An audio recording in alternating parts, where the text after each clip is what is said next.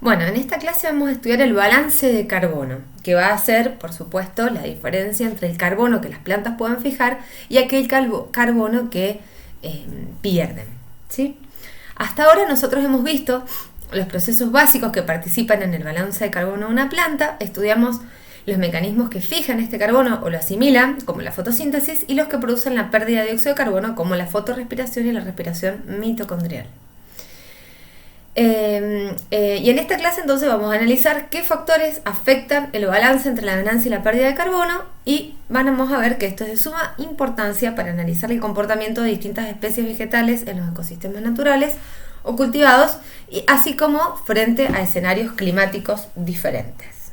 Bien, entonces, para hablar de balance de carbono vamos a introducir este nuevo concepto que es el intercambio neto de carbono, que representa el balance entre los tres procesos que usan o producen dióxido de carbono, es decir, la fotosíntesis, respiración y la fotorrespiración. El INC es la diferencia entre la fotosíntesis menos la respiración menos la fotorrespiración. Bien, nosotros vamos a hacer un repaso. Nosotros estudiamos la fotosíntesis y hablamos de cómo era este mecanismo de fijación tanto en planta C3, en C4 como en CAM, y mencionamos los factores que la afectaban, como la irradiancia, la disponibilidad de dióxido de carbono, la temperatura. Sabemos que hay una temperatura óptima para la fotosíntesis y que esta va a estar generalmente relacionada con el hábitat de las especies, de crecimiento de las especies. También va a estar influenciada por la edad de la hoja, su anatomía y su orientación.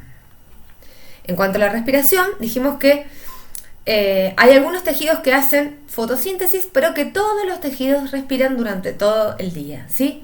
Esto ocurre en el citosol y en las mitocondrias. Y las mitocondrias, además de participar en la respiración, también participan en la fotorrespiración, ¿sí? De aquellos tejidos que fotorrespiran. Y la tasa de respiración mitocondrial es baja en tejidos con fotosíntesis activa, con luz. Bueno, ustedes de la clase de respiración y regulación de la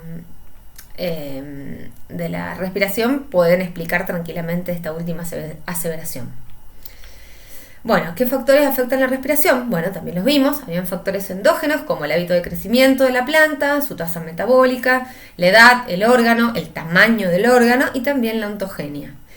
Y esto también iba a estar afectado por la disponibilidad de ADP y fósforo inorgánico, ¿sí? Bueno, un poco ya estoy soplando la pregunta de la diapo anterior.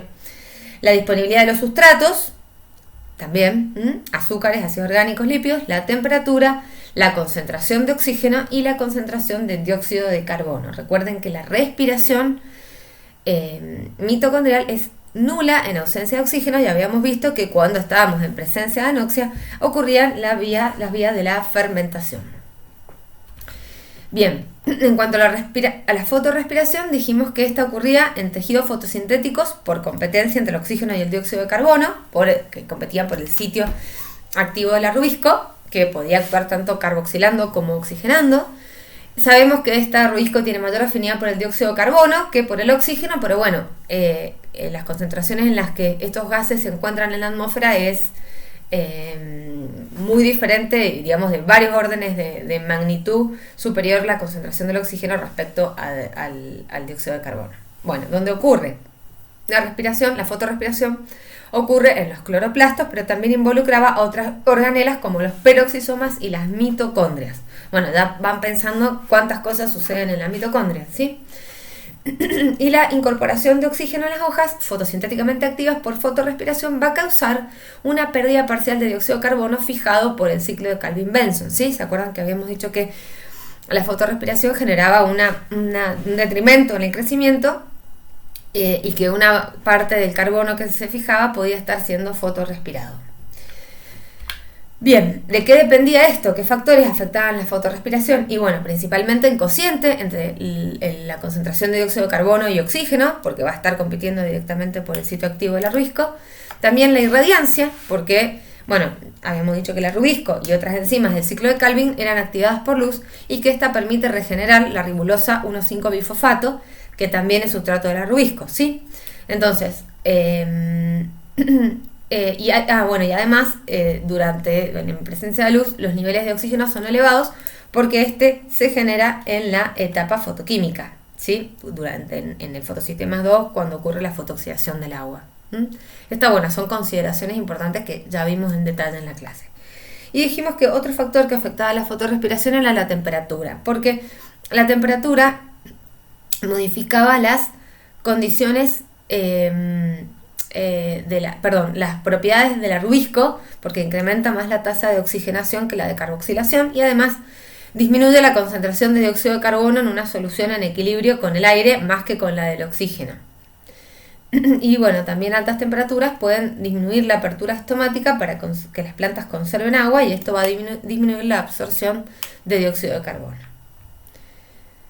Bien, entonces vamos a estudiar el balance de carbono, y para esto vamos a estudiar las curvas de respuesta de INC a la luz, el dióxido de carbono y la temperatura, y vamos a ver que estas curvas nos permiten entender las propiedades fotosintéticas de las hojas.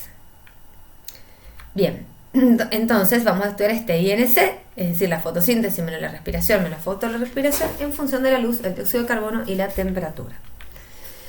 Bueno, para evaluar el INC medido a nivel de la hoja se utiliza un equipo que se conoce como IRGA, o medidor de gases infrarrojo, y que consta de una pinza, ¿sí? Parecida a la del porómetro, que nosotros ya les habíamos mostrado, y mide la diferencia del dióxido de carbono y agua, del intercambio gaseoso a nivel de la hoja.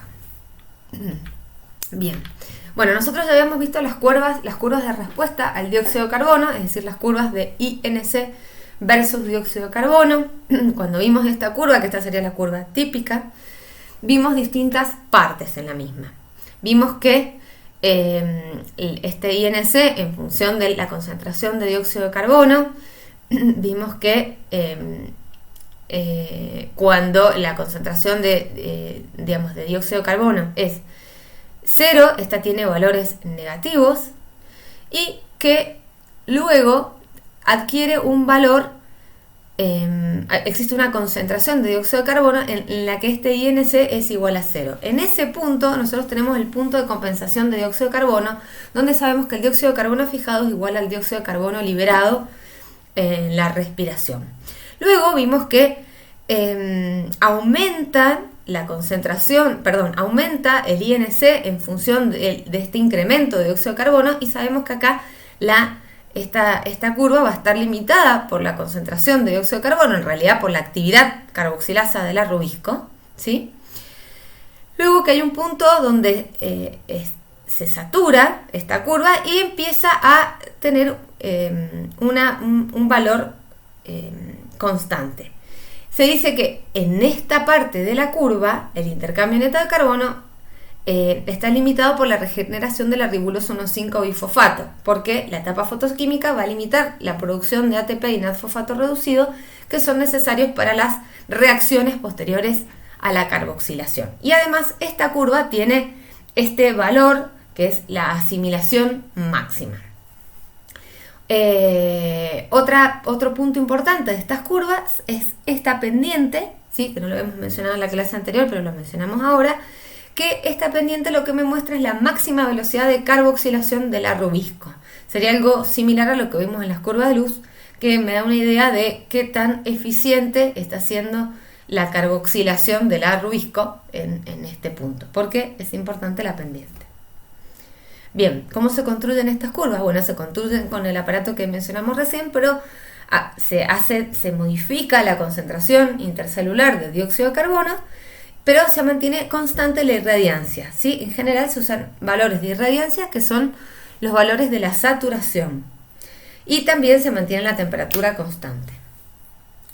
También vimos las curvas, cuando analizamos esto en planta C3 dijimos que en esta parte la curva estaba limitada por la regeneración de la ribolosa 1,5-bifosfato, pero que si nosotros aumentábamos el nivel de irradiancia, podíamos incrementar el INC, ¿sí? Es decir, que acá iba a estar limitado principalmente por luz. Bien, Si pasamos a las curvas de respuesta a la luz, es decir, el INC versus la irradiancia, habíamos visto también para una planta C3 que teníamos, cuando la luz era cero, teníamos valores negativos y a este punto lo llamábamos tasa de respiración en la oscuridad, también se lo conoce como RD, como de Dark Respiration. Luego existe un valor de radiación en el cual este punto del INC se hace cero, a ese valor se lo conoce como punto de compensación lumínica. Este valor se lo conoce como punto de compensación lumínica y es el valor donde el dióxido de carbono fijado es igual al dióxido de carbono liberado. Además, era importante acá la pendiente de esta curva, porque esa pendiente es el rendimiento cuántico, es decir, la cantidad de moles de dióxido de carbono fijado por moles de fotones absorbidos, y nos da una indicación de qué tan eficiente está siendo esta fijación de carbono, ¿sí?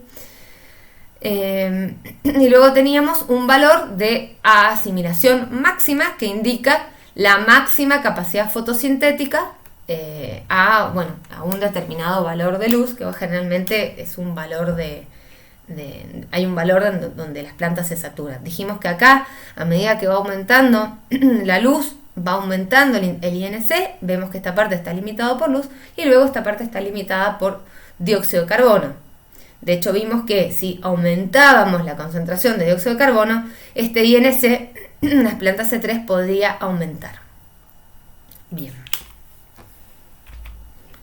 Bien, bueno, y estas curvas, ¿cómo se construyen? Bueno, se construyen manteniendo la concentración de dióxido de carbono constante, eso es algo que se puede setear en el equipo, y aumentando la irradiancia. Se mantiene, por supuesto, la concentración de dióxido de carbono y la temperatura constantes. Bien, bueno, entonces, eso es lo que habíamos visto hasta ahora. Yo les quiero preguntar cómo representarían ustedes en un mismo gráfico las curvas de INC versus irradiancia de plantas con metabolismo C3 y C4. Bueno, la presencialidad siempre alguien pasa al frente, pero bueno, acá no se va a poder dar y les voy a contar yo. Bien, entonces, bueno, vamos a seguir analizando entonces esta curva de INC, de intercambio neto de carbono. Acá algo importante que no había mencionado antes son las unidades, y eso es muy importante. Está medida en micromoles de dióxido de carbono por metro cuadrado por segundo. Recuerden que es la resultante entre la fotosíntesis menos la respiración y la fotorrespiración. Entonces, acá podemos ver las plantas C3 a 2 concentraciones de dióxido de carbono, ¿sí? Esto ya lo habíamos visto. Acá teníamos el punto de compensación lumínica. Y después tenemos la de una planta C4 que vemos que tiene un punto de compensación lumínico mayor. Es decir que la irradiancia en la cual el dióxido de carbono fijado es igual al liberado es superior. ¿Eso qué significa? Esto significa que este punto de compensación lumínica es mayor. ¿Por qué? Porque tiene en realidad un costo asociado al mecanismo de concentración de dióxido de carbono en torno al arrubisco. ¿Por qué? Porque las plantas C4 tenían la fosfonilpiruvato carboxilasa que estaba funcionando antes del arrubisco para que el arrubisco no tuviese que trabajar oxigenando, ¿verdad? Entonces, en este valor yo tengo que a bajas irradiancias el intercambio neto de carbono de la planta C3 es mayor que el intercambio neto de las plantas C4, porque acá la luz es limitante y el costo de concentrar el dióxido de carbono no se compensa. Y lo vemos directamente con diferentes puntos de compensación lumínica. ¿Pero qué sucede luego? Acá vemos que a altas irradiancias las C4 tienen una mayor INC que las C3. De hecho, generalmente estas se saturan a valores de, no sé, 1/3 de la irradiancia total ambiental. Por ejemplo, recuerden que habíamos dicho que al mediodía podíamos tener 2000, 2200 micromoles por metro cuadrado por segundo de radiación fotosintéticamente activa.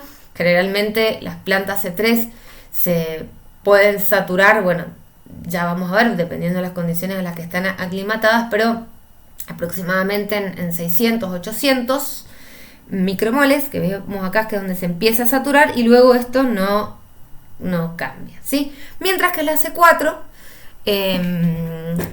hay mediciones y a veces no logran encontrar una saturación a valores superiores a los 2000 micromoles por metro cuadrado por segundo. Entonces, ¿esto por qué se da? Bueno, alta irradiancia, el INC de la C4 es superior al de la C3, porque acá el sistema limitado, que era limitado por el dióxido de carbono, y el costo de concentrar el dióxido de carbono es menor que el aumento de la tasa de fotosíntesis. Entonces, este mecanismo, o este mecanismo claramente es lo que le permite a la C4 adaptarse a condiciones de altas irradiancias, ¿sí? Bien. En relación a las curvas de INC versus dióxido de carbono, acá podemos ver cosas diferentes, ¿sí? Acá vemos que el punto de compensación del dióxido de carbono de las plantas C4 es inferior a las plantas C3. Ustedes, bueno, ya podrán pensar por qué. ¿Por qué será? Y bueno, justamente porque tienen un valor, un mecanismo que les permite concentrar el dióxido de carbono en torno a la rubíscola C4. Entonces pueden fijar dióxido de carbono en concentraciones bajas en las que las plantas C3 no podrían hacerlo porque directamente estarían fotorrespirando, ¿sí? Entonces, ¿qué sucede? Acá tienen un menor punto de compensación. Generalmente el punto de compensación del dióxido de carbono en las plantas C4 está entre 0 y 5 partes por millón, ¿sí? Sí, pero lo dije bien. Y en general está alrededor de las 50 partes por millón de dióxido de carbono. Ojo que acá está expresado en pascales, ¿sí? Está expresado en presión, no en concentración. La expresión parcial es una forma de expresar la concentración en una mezcla de gases, pero bueno, me refiero que es diferente a la curva que habíamos visto antes, ¿sí? Entonces, en este valor, en esta parte de la curva, a medida que va aumentando la concentración de dióxido de carbono, vemos que las plantas C4 son más eficientes en fijar el dióxido de carbono, en incrementar su INC respecto de las plantas C3. Habíamos dicho que las C4 tenían un punto de compensación menor que las C3 porque, bueno, tienen nula fotorrespiración. Y las C4 en realidad se saturan antes que las C3 con concentraciones de dióxido de carbono más bajas. Es decir, llegan a un valor en la que ya no pueden seguir incrementando este INC.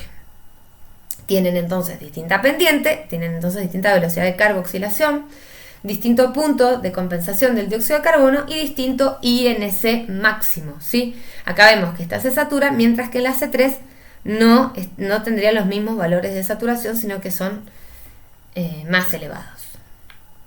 Bueno, esto se puede ver reflejado en el rendimiento cuántico, ¿sí? ¿Cómo será entonces el rendimiento cuántico? Acá tenemos curvas de plantas C3 en distintas concentraciones de oxígeno y las plantas C4 en distintas concentraciones de oxígeno.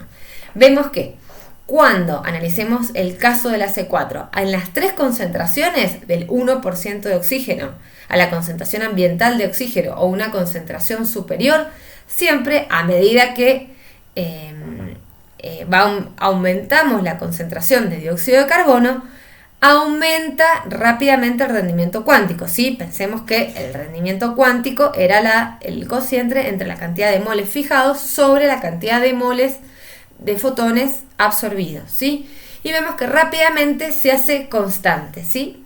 Es máximo, ¿sí? En el caso de las C4, cuando hay una altísima concentración de oxígeno, ¿qué sucede? Y bueno, las plantas C3 necesitan altísimas concentraciones de dióxido de carbono para poder tener un rendimiento cuántico máximo, ¿sí? Tener altos valores no sé si máximo, no este sería el valor, no sería la palabra, sino tener mayores valores de rendimiento cuántico. Cuando la concentración es del 21%, que sería la concentración atmosférica, vemos que a medida que aumenta la concentración de dióxido de carbono, va aumentando este rendimiento cuántico. Y se hace cada vez mayor a medida que tiene, por supuesto, más concentración de dióxido de carbono. Y cuando la concentración de oxígeno es bajísima, y bueno, necesitan menores concentraciones de dióxido de carbono para alcanzar altos valores de rendimiento cuántico, ¿sí? Y a medida que va aumentando, este rendimiento cuántico se hace mayor. Pero acá podemos ver que en esta condición, bueno, que es bastante artificial, podemos tener rendimientos cuánticos mayores en las plantas C3 con respecto a las C4, y que las concentraciones normales o atmosféricas del oxígeno, vemos que podemos tener rendimientos cuánticos mayores en la C3 respecto de la C4. Esto se puede explicar porque las plantas C3 realizan fotorrespiración, si no, esto no se daría de esta manera, y también porque las C4 tienen un costo asociado de ATP asociado a la regeneración del fosfonil piruvato. Bien. Y lo que nos queda ver y analizar son las curvas de respuesta a la temperatura. ¿Sí? Acá vemos, esta es la curva de INC expresada en micromoles de dióxido de carbono por metro cuadrado por segundo de una planta C3 en distintas concentraciones de dióxido de carbono. Cuando uno construye estas curvas, generalmente usa una concentración de carbono que es constante, ¿sí? Cada vez, o sea, dependiendo de la curva que estamos construyendo, hay uno u otro factor que tenemos que dejar constante. Entonces, en este caso, tenemos una planta C3 en la concentración ambiental de dióxido de carbono, donde vemos que a medida que vamos a ver que hay la temperatura, digamos, hay un óptimo para donde ocurre este INC máximo. Vemos que al principio la temperatura limita la velocidad de las reacciones bioquímicas, también, bueno, la disponibilidad del fósforo inorgánico y el estado de las membranas. Bueno, esto porque va a estar dado. Y principalmente porque las reacciones bioquímicas están dadas por enzimas y las enzimas están afectadas por la temperatura. Luego tenemos un óptimo, ¿sí? Y después vemos que esto disminuye. ¿Qué va a suceder? Y bueno, acá vamos a tener un valor donde la respiración se veía aumentada a medida que aumentaba las temperaturas, y también había otro proceso que aumentaba, que era la fotorrespiración, que habíamos dicho que altas temperaturas afectaban la fotorrespiración. Bien, pero ¿qué pasa si ponemos esta planta C3 en condiciones saturantes de dióxido de carbono? ¿Sí? Que pusiéramos, no sé, 800 partes por millón versus 400, que podrían ser las que tiene esto acá. ¿Qué vamos a tener? Y vamos a tener INC muy superiores, ¿sí? Y vamos a ver que el óptimo de esta curva se desplaza un poquito respecto al de esta.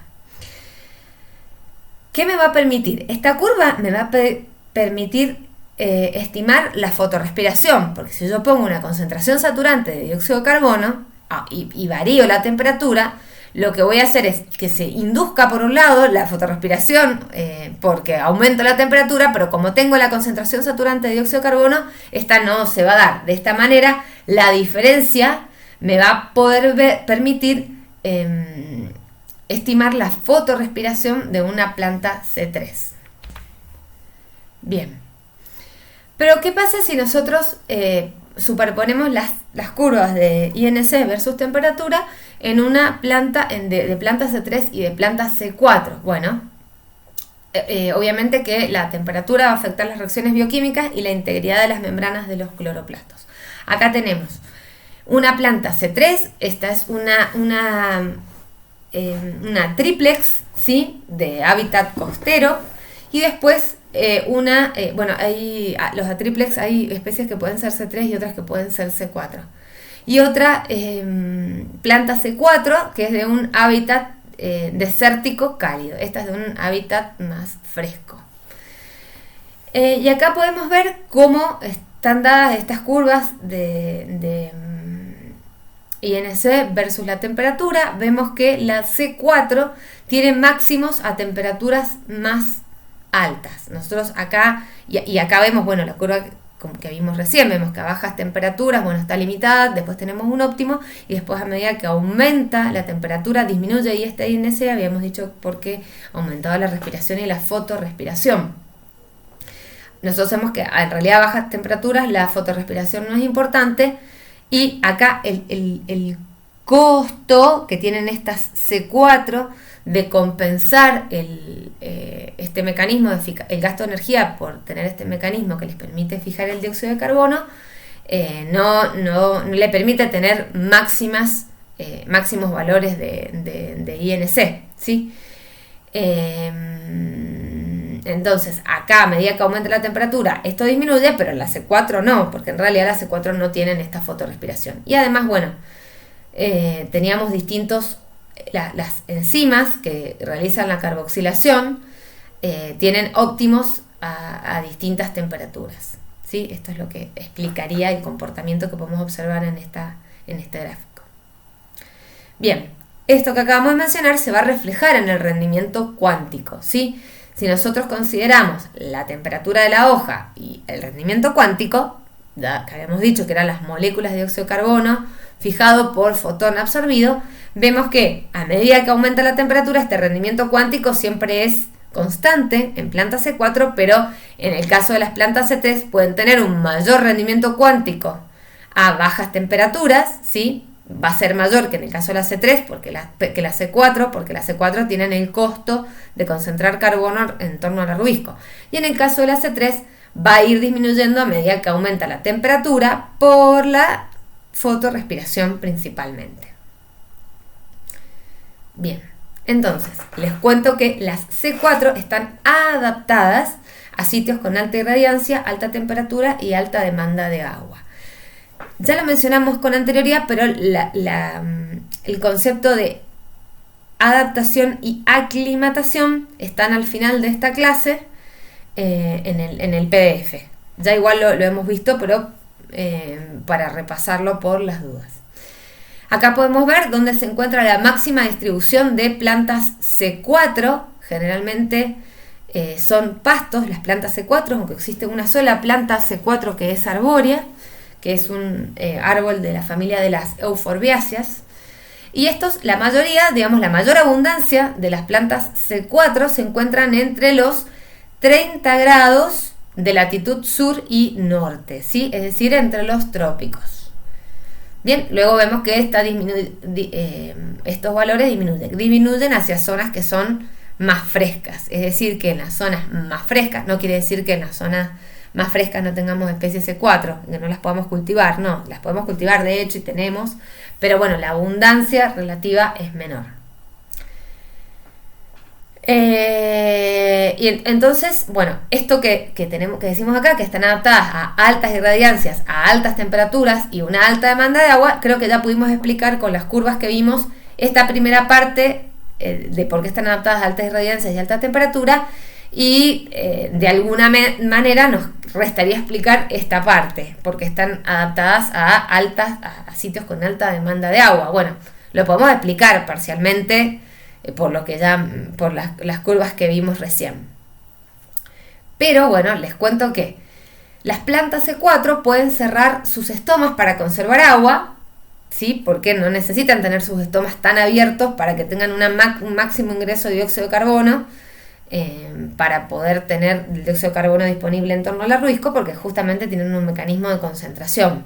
O sea, ya que la fosfonolpiruvato carboxilasa fija este dióxido de carbono, aun cuando la concentración de dióxido de carbono interna es baja, recordemos que tenían un bajo punto de compensación del dióxido de carbono, eso hace que tengan una ventaja esta C4 respecto sobre la C3 cuando el agua es limitante. ¿Por qué? Porque pueden tener los estomas pueden tener un menor grado de apertura estomática, es decir, menor conductancia estomática, menor GS, y que esto no significa que disminuya la difusión de dióxido de carbono hacia el interior de la hoja. Pueden seguir fijando ese dióxido de carbono gracias a su mecanismo de concentración del dióxido de carbono. Esto va a afectar algo que se conoce como la eficiencia del uso del agua, que algo mencionamos en la unidad 1, pero que ahora vamos a ver en más detalle. Es decir, que gracias a este mecanismo de concentración de dióxido de carbono, ante una misma concentración de dióxido de carbono, las plantas C4 pueden mantener concentraciones altas de dióxido de carbono en torno al arrubisco con un grado de apertura estomática menor que en el de las plantas C3. Esto va a reducir la tasa de transpiración en relación a la tasa de fijación del dióxido de carbono, y de este modo vamos a aumentar la eficiencia del uso del agua, que sus siglas en inglés son estas que vemos acá, o Water Use Efficiency. No sé acá por qué queda un acento. Bien, ¿qué es la eficiencia del uso del agua? Y bueno, es el cociente entre el dióxido de carbono asimilado y el agua transpirada. Bien, también se puede considerar o calcular la eficiencia del uso del agua a escala de cultivo, considerando el rendimiento sobre el consumo total de agua de un cultivo. Es decir, se pueden medir en kilos producidos por kilos de agua consumidos. Bien, entonces tenemos las dos grandes definiciones dentro de la eficiencia del uso del agua, que es la eficiencia del uso del agua instantánea, que es la que se mide directamente con la pinza de este equipo, es la tasa de fotosintética neta, también la pueden ver como A de asimilación, N de neta, sobre la tasa de transpiratoria, que bueno, en la bibliografía lo van a poder encontrar como E, que bueno, hace pensar que sería evaporation, pero bueno, en realidad es la tasa transpiratoria. Y esto se expresa como, ya habíamos dicho, en milimoles de dióxido de carbono por milimoles de agua. Y la eficiencia del uso del agua integrada es la materia seca acumulada sobre el agua perdida por transpiración, es decir, kilos de peso seco, o dry weight sería, si lo ven en inglés, por litros de agua. Bien, entonces les cuento que la eficiencia del uso del agua se puede determinar por análisis isotópico. Nosotros sabemos que en la atmósfera tenemos 2 isótopos de carbono. En realidad hay 3 isótopos de carbono, pero los estables son 2, que es el carbono 12, es el más abundante en la atmósfera. Tiene un 98,9% de abundancia y este difunde más rápido que el carbono 13 porque es un poco más pequeño. El carbono 13 es menos abundante. La molécula es más grande y por lo tanto difunde más lentamente. La ribulosa 1,5-bifosfato puede utilizar los dos, pero cuando fija el dióxido de carbono 13 cuando fija el dióxido de carbono genera 2 moléculas de fosfoglicerato. Puede usar generalmente el Ruisco usa preferentemente el carbono 12 respecto al 13, es el que prefiere, y por esto se dice que las plantas C3 que directamente fijan el dióxido de carbono a través del Ruisco presentan discriminación isotópica. Bien, entonces, si yo tengo los estomas cerrados porque tengo una menor,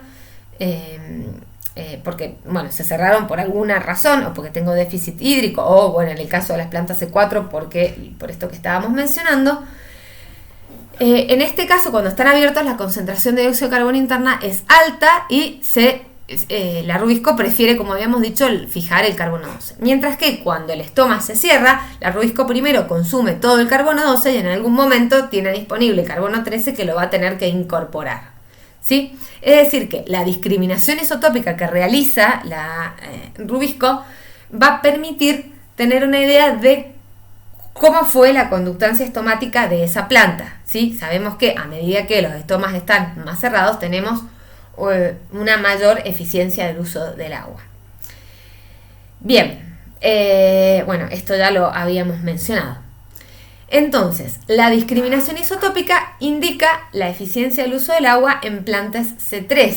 Bueno, ¿por qué? Y sabemos que en las C4 no hay discriminación isotópica, porque la PEP no discrimina entre los isótopos estables de carbono, mientras que la Ruisco sí lo hace. Entonces, a medida que acá tenemos la concentración de dióxido, la relación entre la concentración del dióxido de carbono interno y el atmosférico. A medida entonces que los estomas están más cerrados, es decir, que tenemos una menor concentración de dióxido de carbono interno respecto al atmosférico, cuando esto disminuye, aumenta la abundancia relativa del isótopo de carbono 13 y entonces la discriminación isotópica disminuye. ¿Sí? Bien.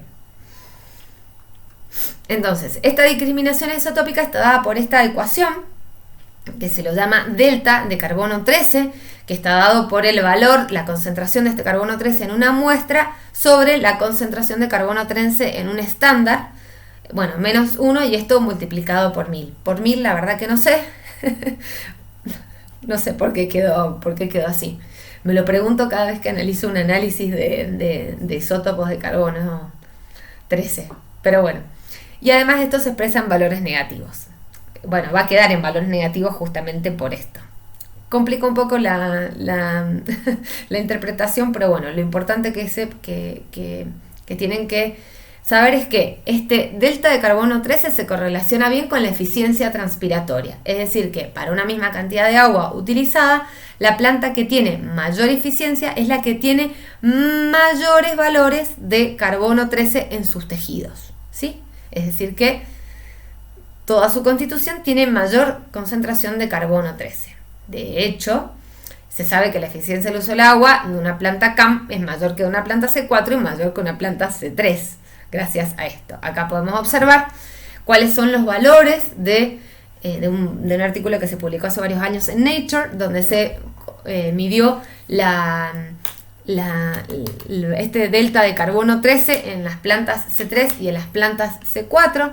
Acá podemos ver que las plantas C3 tienen una concentración del 28 por 1000, de menos 28 por 1000, ¿sí? Acá estaría más o menos la media por acá. Y las plantas C4 de menos 14 por 1000. Acá hay que ver que la que tiene mayor cantidad de carbono 13 en sus tejidos es esta, porque esto está expresado en valores negativos, ¿sí? Mientras que esta tiene un valor más bajo, por lo tanto su abundancia va a ser menor. ¿Ok? Acá es mayor, porque no es tan negativa. Bueno, espero que se entienda. Cuesta un poco asimilarlo, pero lo van a entender. Bien, además las plantas C3 en condiciones de déficit hídrico pueden tener delta de carbono 13 más positivos, ¿sí? Porque, o sea, más positivos o, bueno, menos negativos. Bien, entonces, muy bien hasta acá. Bueno, al comienzo de la clase dijimos que el estudiar el balance de carbono nos iba a permitir entender cómo las especies se comportaban en sus hábitats naturales, es decir, tanto en los ecosistemas naturales como también en los cultivados.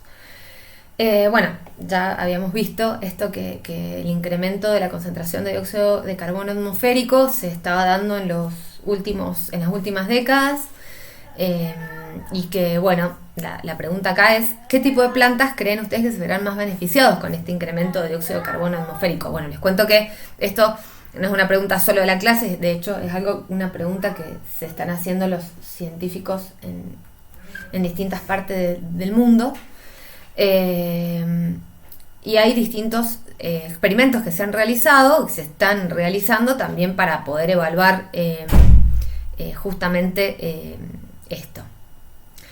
Bueno, en este experimento se puede observar cómo crecen plantas de una planta C4 y una planta C3, en este caso es el arroz y esta es una Setaria viridis, con distintas concentraciones de dióxido de carbono. Acá tenemos a 30, 40, 50, 60, 70, 100, cerca de las concentraciones, bueno, ambientales en 390, creo que ya estamos en 400, pero bueno, esto se publicó hace algunos años, en el 2012. Y vemos que a valores bajos la planta C4 tiene un incremento de biomasa, mientras que las plantas C3 no, de hecho se ven marrones. Imagino que la habrán hecho crecer hasta una determinada altura y después las pusieron en cámaras con distintas concentraciones, y vemos que a medida que va aumentando la concentración, en el caso de la C3 aumenta mucho más la biomasa en comparación con la C4. Y esto cómo se explica, y se explica con las curvas que vimos antes.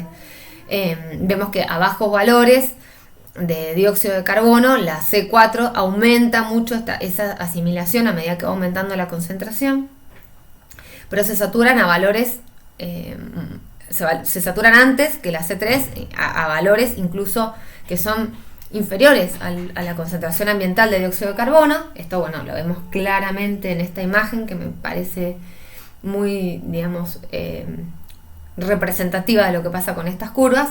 Y bueno, y en el caso de las plantas C3, la asimilación de carbono aumenta con el incremento del dióxido de carbono, tal como vemos en la figura. Bien. Otra cosa que está pronosticada con el cambio climático es el aumento de la temperatura. Nosotros habíamos visto que con el aumento de la temperatura, en el caso de las C3, que podrían verse previstas un aumento de las concentración, otra cosa que se ha pronosticado con el cambio climático es un aumento de la temperatura. Nosotros habíamos visto que en el caso de la C3, a medida que aumentaba la temperatura, aumentaba la fotorrespiración, ¿sí? Pero, bueno, podríamos ver vimos una curva, un gráfico como esta que vemos acá en este primer panel. Pero aumentando la temperatura, para el caso de la C3, donde aumentaría la fotorrespiración, pero si también tenemos valores más altos de dióxido de carbono, podríamos llegar a suprimir la fotorrespiración. En este caso, digamos, estos escenarios de aumento de temperaturas y aumento de la concentración de dióxido de carbono favorecerían a las plantas C3. Bueno, en realidad esto no es un estudio que se haya hecho aumentando las dos cosas, sino que es un estudio del 84 donde se comparó la fisiología, la ecofisiología de la C3 y la C4. Bien, bueno, cuando nosotros tenemos baja humedad en el suelo, disminuye, y baja humedad en el ambiente, disminuye la conductancia estomática, y esta baja humedad en el ambiente o una alta demanda evapotranspirativa puede generar disminuciones en el potencial agua de la hoja. Esta menor conductancia estomática, ¿sí? Digamos, también este bajo nivel de potencial agua puede generar cierre estomático y disminuir la conductancia estomática. Esto va a generar que tengamos una menor concentración interna de dióxido de carbono en la hoja, y esto disminuye la asimilación, ¿sí? Fotosíntesis como asimilación. Estas dos cosas van a generar que disminuya el crecimiento y también el área foliar, y por lo tanto también el rendimiento. Con los escenarios pronosticados para el cambio climático, se dice que con altos niveles de dióxido de carbono podría disminuir la conductancia estomática. Esto generaría una menor evapotranspiración del canopeo. Una menor evapotranspiración del canopeo generaría una menor absorción de agua por parte de las raíces, y eso haría que se mantengan valores más altos de humedad en el suelo, ¿sí? Que acá habíamos visto cuál era el efecto negativo de esta disminución. Esta disminución de la evapotranspiración también podría aumentar la temperatura de las hojas, ¿sí? Entonces se cree que los efectos de la escasez del agua pueden ser parcialmente mitigados por un elevado nivel de dióxido de carbono. De hecho, las plantas que crecen con una elevada concentración de dióxido de carbono pueden tener mayor eficiencia del uso del agua. Entonces, altos niveles de dióxido de carbono también afectan la eficiencia del uso del agua, justamente por esto que hemos mencionado ya en otras oportunidades, que el estoma es una estructura que de alguna manera permite regular simultáneamente tanto la economía de agua como la economía del carbono. Bien, hay distintos experimentos.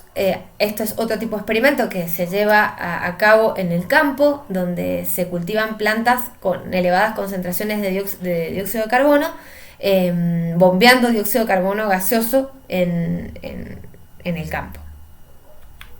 Estos experimentos de FACE muestran que en una imagen termográfica, que en el sitio donde se bombea este dióxido de carbono se ven temperaturas más elevadas. Bueno, vimos entonces cómo las plantas C4 pueden estar afectadas por las plantas C3 y las C4, como pueden estar afectadas por las temperaturas, por la luz y por las concentraciones de dióxido de carbono. Y bueno, vimos cómo estas podrían adaptarse a sus distintos hábitats y cómo podemos predecir, en función de este balance de carbono, cómo estas plantas podrían comportarse en un escenario futuro de cambio climático.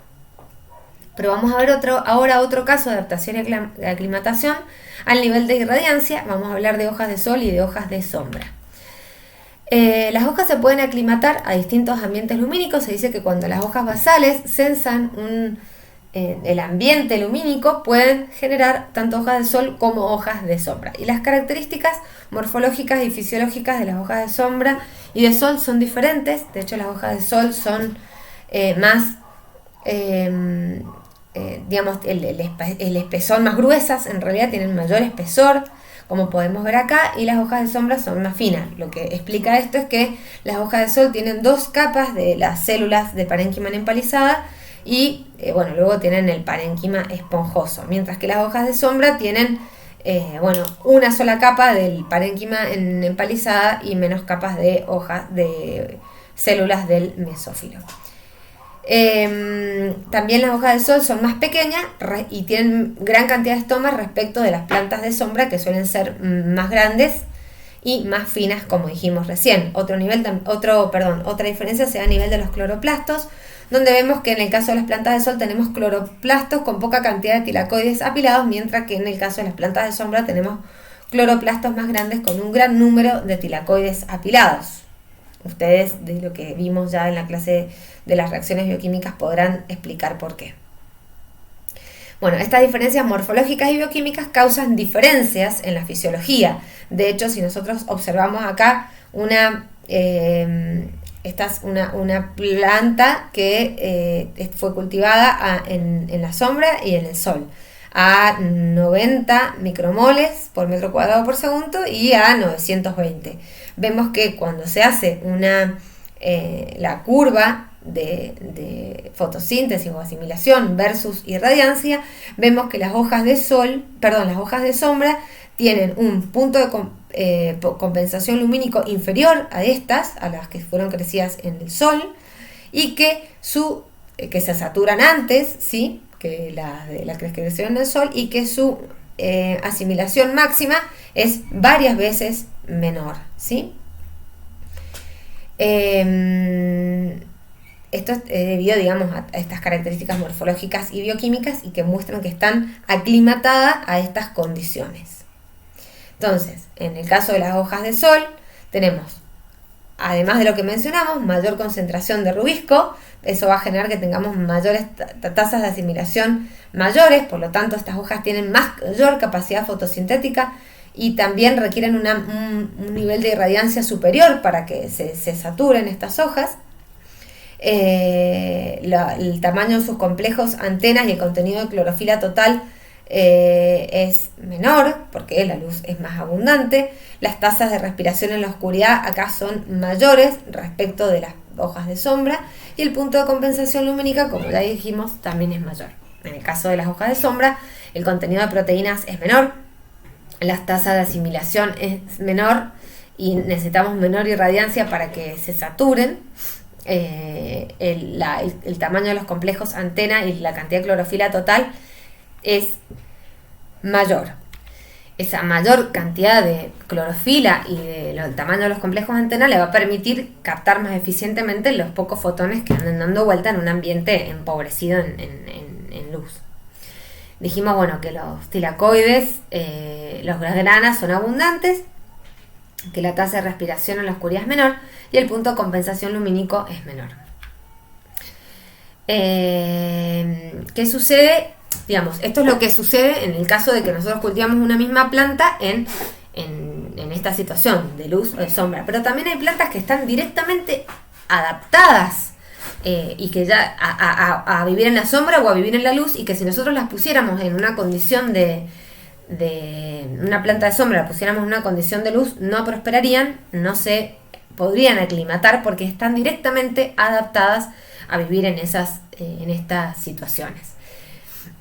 Si nosotros hacemos una curva de INC, una planta de sombra versus una planta de sol, ¿sí?, veríamos esto mismo que mencionamos recién, es decir, diferencias en la fotosíntesis máxima, diferencias en la tasa de respiración en la oscuridad y diferencias en el punto de compensación lumínico.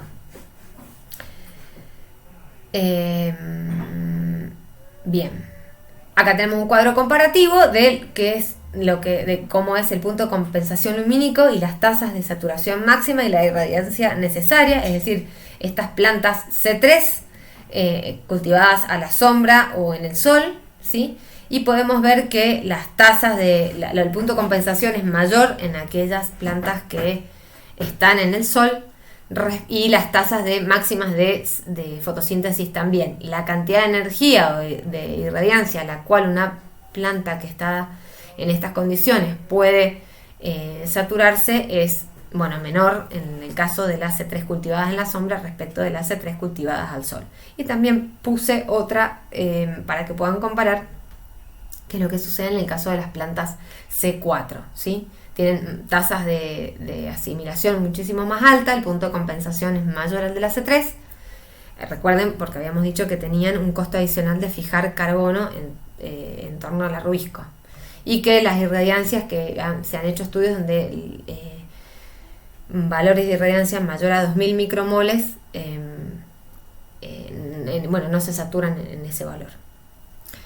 Bueno, en la sombra sucede otra cosa también, que es que no solo se cambia la cantidad de luz, es decir, que disminuye la cantidad de luz. Este es un espectro de radiación que nosotros podríamos hacer en un ambiente abierto, y cuando estamos dentro de un dosel vegetal, si midiéramos con un espectro de radiómetros, veríamos esto que ocurre acá. Disminuye en todas las longitudes de onda, pero se refleja mucho en el rojo lejano.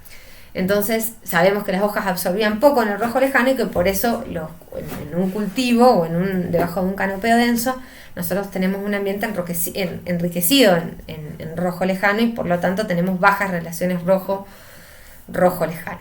Ya lo vamos a volver a ver en detalle. En estas situaciones en las que las plantas crecen en un canopeo denso, se pueden dar algo que ya vimos en la clase anterior, en una de las clases anteriores, que son las transiciones de estado. Pero en este caso lo habíamos visto por mayor o menor intensidad lumínica, pero también pueden darse estas transiciones de estado por cambios en la calidad de luz. Es decir, que la luz rojo lejana puede activar al fotosistema 1 y no al fotosistema 2. Esta excitación desbalanceada de los fotosistemas va a hacer que caiga la eficiencia fotosintética, ¿sí? En general, otra de las cosas que sucede durante la aclimatación y la producción de hojas de sol y de sombra es que las hojas de sombra tienen una relación 3:1 de los centros de reacción del fotosistema 2 respecto del fotosistema 1, mientras que las que están al sol tienen una relación de 2:1, justamente por el valor de máximo de absorción tanto del fotosistema 1 como el del 2. Bien. Entonces, como estos fotosistemas trabajan en serie y tienen distintos espectros de absorción, cambios en la cantidad y en la calidad de la luz que llega a estos fotosistemas van a provocar desbalances en la excitación y van a reducir el rendimiento cuántico.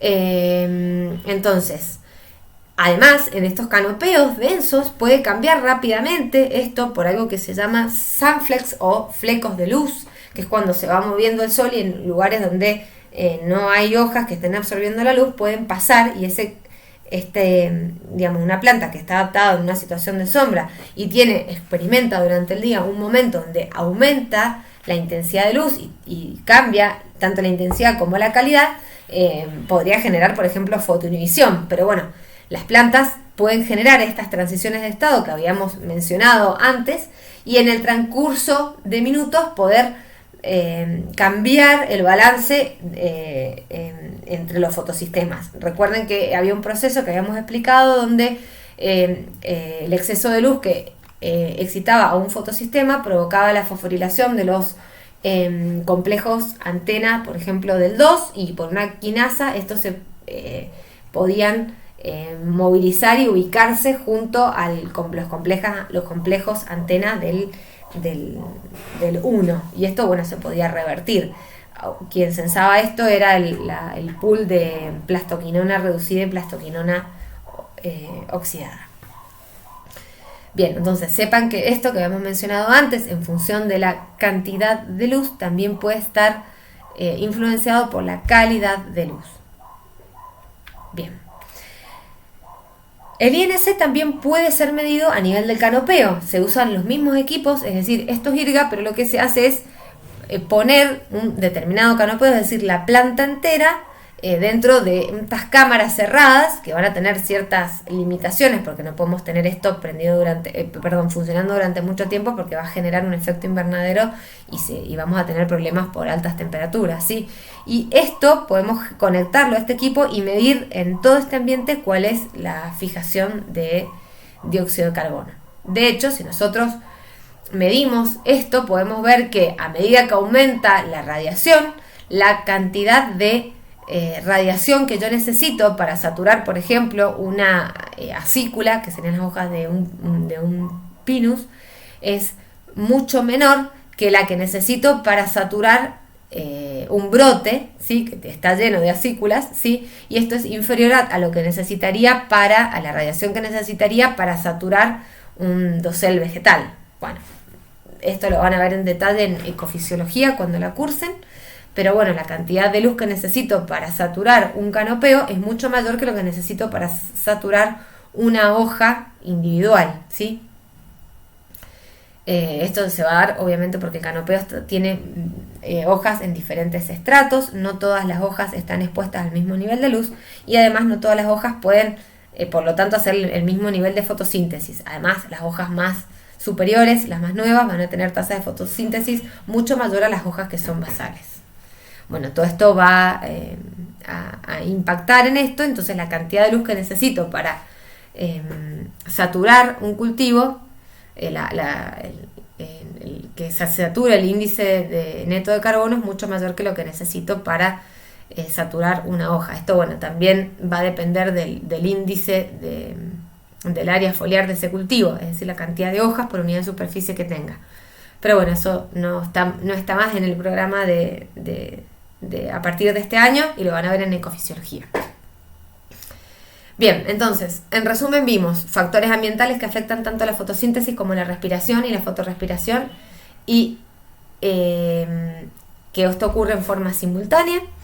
Es decir, que lo que afecta a la fotosíntesis y la respiración a la fotorrespiración no ocurre separadamente, sino que ocurre durante todo el tiempo y esto genera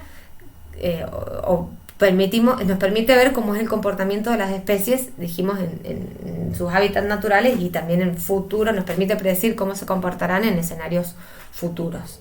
Esto va a provocar, estas variaciones van a provocar cambios en el INC y en la eficiencia del uso del agua y bueno, también vimos que este INC podía ser evaluado a nivel de hoja y también a nivel de canopeo. Bueno, eso es todo.